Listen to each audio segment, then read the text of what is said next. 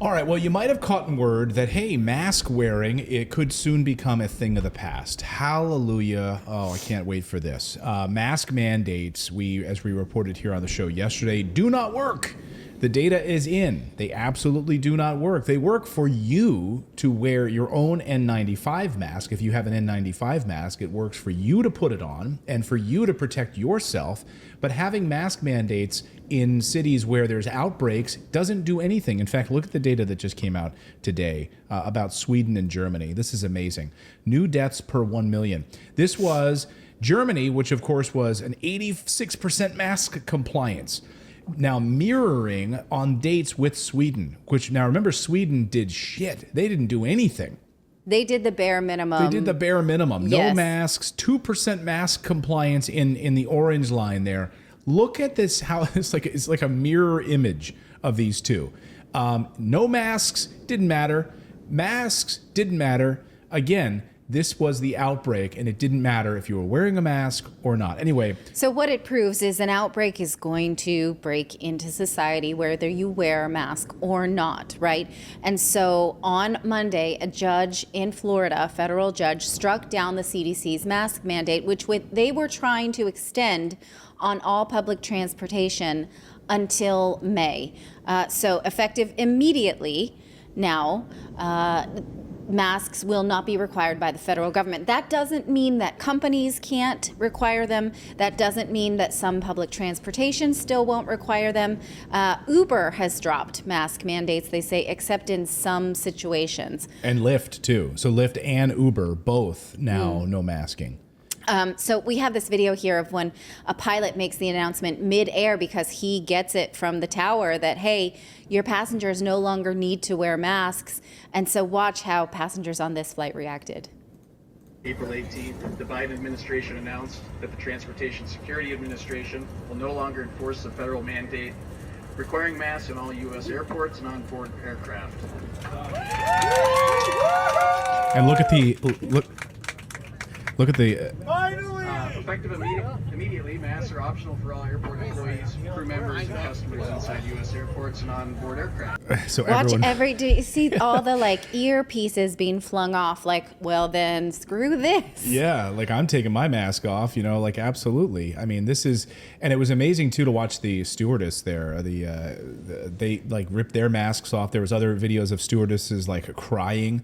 Or flight attendants, whatever you want, crying as a result of it. They're like, thank God she rips hers off, and others do as well. But that hasn't stopped the left from freaking out about this. I mean, it's actually been pretty amazing to watch. Why does the left care so much about making you wear a mask when the data shows that you wearing a mask really is just a personal choice and it makes you feel safer? It doesn't give you that much safety unless you wear it properly, a tightly fitting N95. But then why do they care if you want to take this risk? They don't know your health situation, right? This is something that I find so crazy to tell other people what to do, because the narrative that wearing a mask protects other people has too many holes in it now. It doesn't hold up. It's like the narrative that getting vaccinated protects other people. We know for a fact that's not the case anymore. So why get so upset about this? I don't understand. I found this tweet today from this woman who said, hey, at Delta, this is her on the top. I drafted this response in the middle, which I have not sent because I don't want to get crap for it on Twitter. I only drafted it, so this is how much I'm a coward, right? Okay, here's what she says. Hey, Delta, your flight attendants greeting us with, would you like a champagne? Let's celebrate no more masks is not what I paid for. It's not only childish, but it creates an uncomfortable and potentially hostile environment for those of us still masked. COVID is not seasonal. So she's upset. She goes on to say, I'm going to give a full review about this. I don't like how it makes me feel for still choosing to wear a mask. And I'm offended that someone offered me champagne to celebrate this, which I think is an extremely egotistical response because, okay, you want to feel safe still wearing a mask. Right. I got it, right? But this woman offering you champagne, her life has been hell for 2+ years. People have been pooping in the aisles and behaving so badly that we couldn't give them liquor and having to be duct taped to seats, right? And so this means that she will be just a little bit safer from passenger abuse. So that offends you, that makes you feel unsafe because you want to still wear a mask, which says to me, you are unable to give this woman empathy and you want her to be punished for offering you champagne, for offering to celebrate this with you. I found that's just such a selfish thing to say. Yeah, it's unbelievable. I mean, it's these people have been in many ways, like the champagne is to say enough is enough. The CDC is now reporting this. It's on the CDC's very own website that mask mandates do not work. The data is in. We're done with this shit. It's falling. It's almost sort of like in some ways like Liberation Day. We're done with this. Like this thing is over Sure. in some ways. Look, yes, COVID is going to be here forever.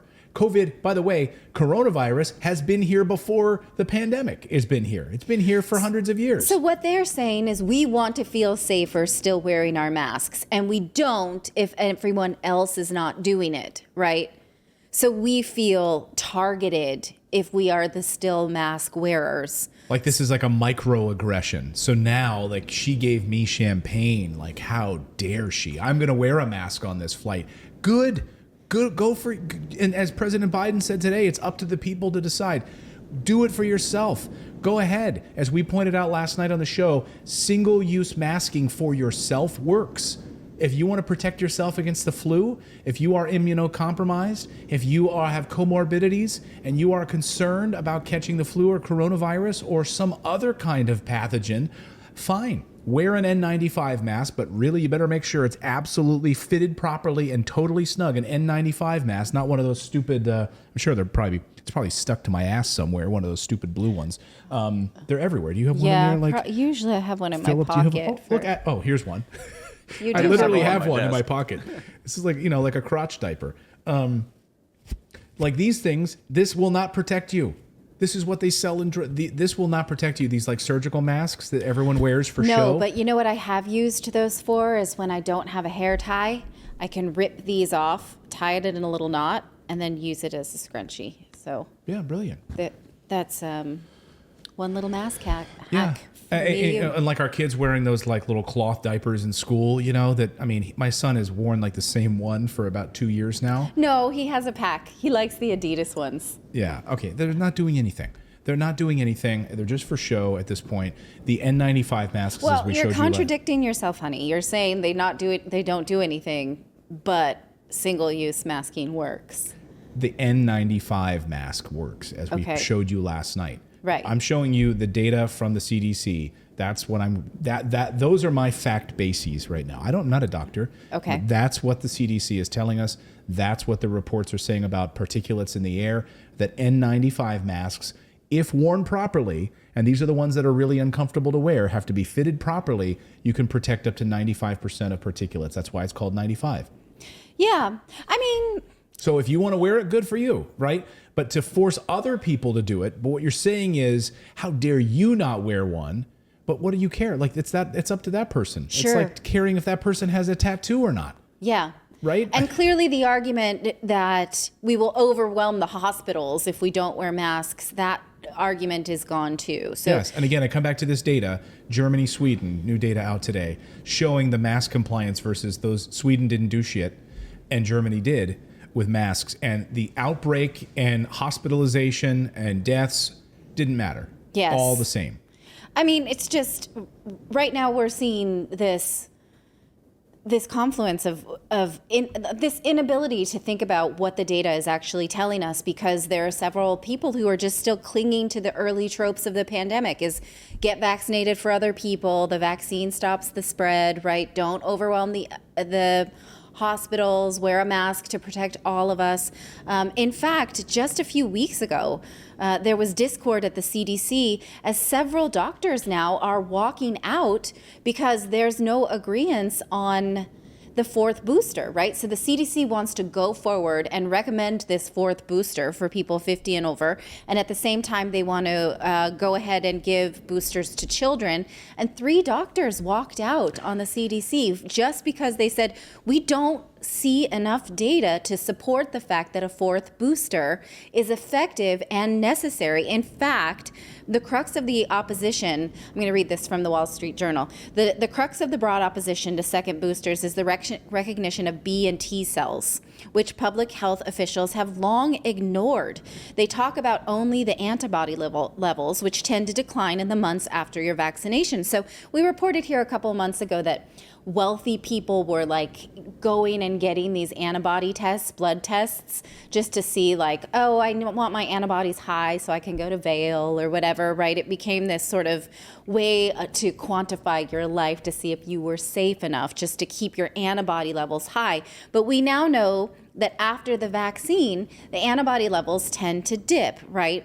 But B and T cells, which are activated by the primary vaccine or a natural infection, are highly and durably effective at preventing serious illness from COVID. So we don't actually need to get into this high antibody addiction if the vaccine and a natural infection are otherwise doing their jobs. So these 3 doctors said, we don't think we should just go ahead with this. And they left. Right? And so what's that about? Yeah. That's not good. No. And yeah, what they're saying is, I mean, the top 2 FDA officials quitting the agency, complaining of this undue pressure. Where is this pressure coming from? Where is this pressure coming from? All you need to do is read the pharmaceutical news, see what's happening with Pfizer and Moderna and these other, by the way, if I say this, we'll probably get taken down because, by the way, I was going through the notes on when we got taken down by YouTube. And I got a response from YouTube. Oh, you didn't tell me this. From, because we covered the story about Pfizer and the vaccines and reported on that story from their own data. And we got blocked and taken down and given a community strike here on YouTube. And finally, YouTube got back to me and had a fairly detailed response. I don't want to say it because I'm afraid we'll get blocked again by saying it. But it was basically like, you can't basically say what you said about vaccines. Like, but wait a minute, this is from Pfizer's own data. I can't say it? No, you can't say it. You can't say it. And so these guys, on the same day that we reported that story, Pfizer's pushing to get children their round of vaccines. Well, the CDC is. Yeah, the CDC. The CDC is trying to do that. At the same time, Pfizer's pushing it. They're doing their big PR campaign. You see it all over Bloomberg News. You see it all over different stock market news. Pfizer says it's okay. And in their trials, this is what they're showing for children. And here we go. So get ready, buckle up, because these vaccines are coming for children from Pfizer. And they want emergency use authorization also. So they don't have to get approval. They don't have to go through the approval process. And therefore, they don't have to put television advertisements up on screen telling you, like when you get, like any of these other drugs that are on TV, may cause bleeding of the pancreas. Maybe. Right. And I mean, it's worth noting, right, that taxpayer dollars funded over $1 billion in advertising to major media, MSNBC, Fox, every major, ABC, CBS, every major newspaper. And at the same time, right, the government did pay for those vaccines, even if you didn't. And so the lead story today in our newsletter was that the government wants to take back its money that had been earmarked for small business relief because they said, small businesses are out of the woods. They're fine now. We're going to take this back and buy more vaccines. That's interesting, right? Because last I heard, small businesses were not out of the woods. They're left holding the bag. The federal government says, and I mean, who got most of the PPP loans? Most bankers were told not to even process any applications for less than $10 million. What small business has a $10 million payroll in just a month or two? Like none, right? And so the pandemic relief did not help small businesses. That's a joke. And so for them to say, well, they're fine now, we will take back this money and buy more vaccines, you don't need to be a genius to follow that money. Right. I mean, it's absolutely troubling. And of course, we've shown you the videos here, brought to you by Pfizer. Every morning show, every health segment on CNN and all these other companies, brought to you by Pfizer, brought to you by Pfizer. Anderson Cooper 360, brought to you by Pfizer. Again, mask mandates seems to be crumbling, guys. The good news is that these ridiculous mask mandates are starting to fall. And if you would like to still wear a mask to protect yourself, that data is in. It does work to protect you, but why should what you want to do have anything to do with what he wants to do over there? If he doesn't want to protect himself from the flu or the common cold, he doesn't have to. By the way, we lived in New York City for many years, long before the pandemic. Yes. And I would see people from China, other Asian countries on a regular basis in the subway wearing N95 masks. Yes, and they did not get beat up for it. No. When in our observation. No, I mean, and you could, make stereotypes. You'd be like, oh, if someone's wearing a mask in New York City, it's probably someone from China. Like someone who's used to maybe being in a big city, not wanting to get smog inhalation like in Beijing or whatever, for whatever reason. They don't want to get the flu. They don't want to have smog inhalation like they get in Beijing. So they wear N95 masks. The people you would see in New York City was always Asians walking the streets wearing N95 masks on. So they've been doing it. They did it years before the pandemic. And guess what? They want to protect themselves. They're going to do it years afterwards. And Sure, you that. You can too. I think it will be much more than Asian people that are going to continue to wearing masks for however long they feel like it. Philip has said many times that his daughter wears it because she likes it. But does she wear decorative ones? Yes. I mean, they're not N95. She wears. But she's got she like wears it some- as a fashion accessory. Exactly. Yeah. Yep. And I carry Fine. one around with me, and what I do is when I go into a place, if the staff are wearing them, I wear them. Yeah. If the staff is not wearing them, then I don't. That's Just if you. I try to be, empathetic. Yeah. See, he's not a D. No, he's not a dick. Yeah, and if the staff are not wearing them and you decide to do that because it smells like fart, should be a safe space. Smells for you. like smells like fart should absolutely be a reason. To wear a mask. In fact, that's been, let's be honest, guys, that's been one of the benefits of going into a public restroom wearing a mask, right? Like, now you know. It smells less like fart. Yeah, Sure. exactly. Yeah. Or if you have to let one rip in public, you don't feel so guilty, I guess, right? I suppose. Instead of when you're hanging out in a department store and you go behind one of the spindly racks, you know what I'm talking about. Don't Yes. pretend We need that. The more you know, like star shine with the rainbow thing over the like, screen. Like, we should, yes. If you have to pass gas, make sure you wear an N95 mask. It'll protect you and those around you.